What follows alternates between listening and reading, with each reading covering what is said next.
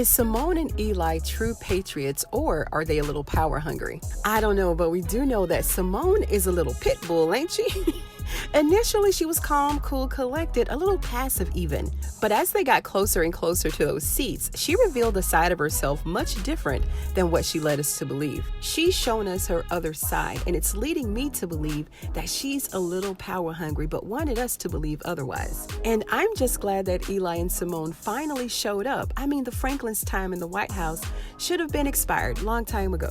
And why now? Why are they showing up now? Like, fans are curious to know where they've been all this time. A whole lot of people had to die before we even knew who they were. And when Eli arrived, he came in, entered the scene needing help. He enlisted Bobby and Max as his protection because he was scared. He's so scared of Hunter and Victoria that it's ridiculous, but I understand fully why he's afraid. They've got Killer Kyle and Dangerous Donald riding for him, so I get it. And Eli really couldn't have picked a better team, right? Max has been shot and left for dead. Bobby was shot by his married lover, and they were both almost blown to pieces while staying in that cabin in the woods 3 miles from the Rakadushy camp. But they thugged it out and they bounced back like nothing even happened.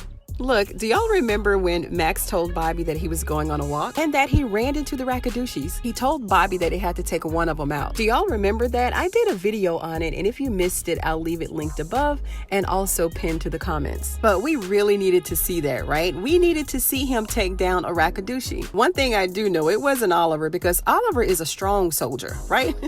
A well-built warrior, brute, strong. So Max ain't took nobody out unless it was Clark or Manny, because they're the only three who guarded the gate, right? Wouldn't it be something to see if Eli hired Oliver and Daikon to help him out? Now that would be a good storyline. But Bobby and Max are definitely somebody you'd want to have on your team, and he also needed someone that they could trust. Simone and Eli's goal is to get Hunter and Victoria out of their seats so that they can take over. And we know that that's not coming without a fight and a whole lot of other stuff. And we already know how serious this is. I mean, Victoria has already thrown Jason under the bus and ran him over with the bus.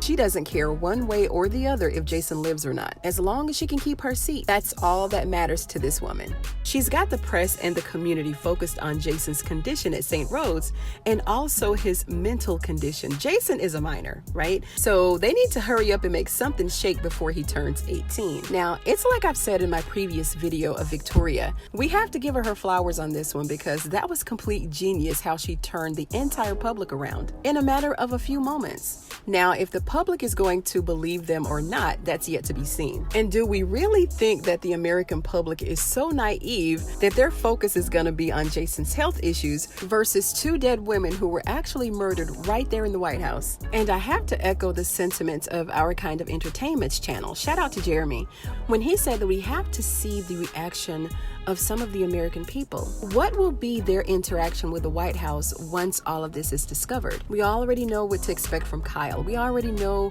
what to expect from Sam. But what about the people right there in the community? What about their families? It will be good to see some new energy there just to see what they can bring to the table so we can relate to it just a little bit more. Even though he has the best 2 people on his team, I really can't say that I totally agree with Eli's approach, though. He came in showing Hunter and Victoria his whole hand. He told them about all the dirt that he had on them, and not only that, he also told them what his plans were, which gives them time to get their evil minds turning on staying one step ahead of their game. Hence why Victoria had a chance to get up to the podium and take everyone's mind off of her and Hunter and turn it to Jason. Eli seemed to have known everything that was going on in the White House, so you would think that he'd have a better strategy than what he did. And then he kind of came up in there unprotected. I mean, he did have a couple of people with him sometimes, but apparently they weren't strong enough, because why else would he be reaching out to Bobby and Max? And he was right, because when you're dealing with people like Hunter and Victoria, you need a strong force, especially somebody like Bobby and Max. Max is a hothead, but Bobby, he kind of thinks things through before he just makes a decision to do something, and he's suspicious of everything. So they kind of balance each other out. The only thing that Bobby doesn't think through is when it comes to Lily. And this is when Max has to pull him back a little bit and slow him down. But most of the time, Bobby is right. His intuition is always on point. Otherwise, Lily would have still been up in her attic being tortured by Kyle. So his suspicions have been right so far. And I really hope that their balance can keep the vice president and Simone safe. Eli should have never went in there giving Hunter the option to resign. With him knowing who Hunter really is, he should have known better than that. And no cap, I really don't think Eli gonna make it.